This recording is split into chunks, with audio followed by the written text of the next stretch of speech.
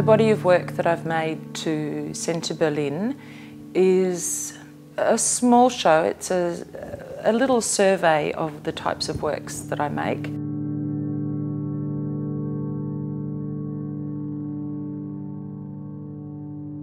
There are some self-portraits, there are a couple of animal pieces.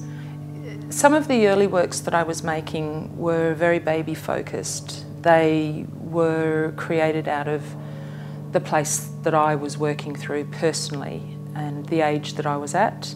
They seem to make babies or litters or groups, or there are a couple of dogs, and this is a flow-on from the last exhibition that I had where I was working with the black dog. I think it was Churchill's Black Dog of Depression.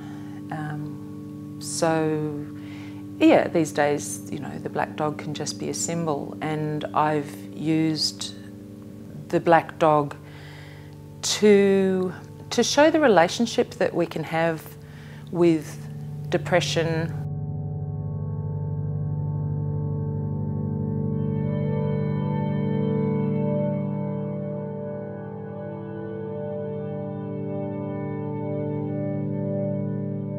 My relationship with dogs was not the brightest in the beginning. I've actually always been very afraid of dogs. I'm happier to make them on my terms in my studio than have them at the end of my bed.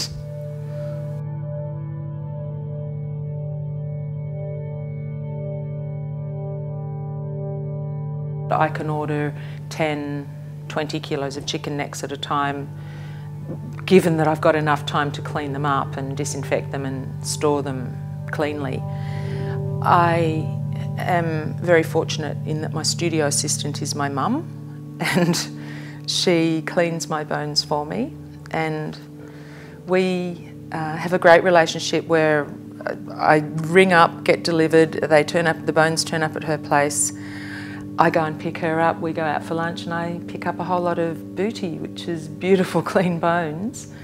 And there are also times when she comes here and helps me in the studio when when I need a finger to help me tie a knot, it's her finger that's on the threads.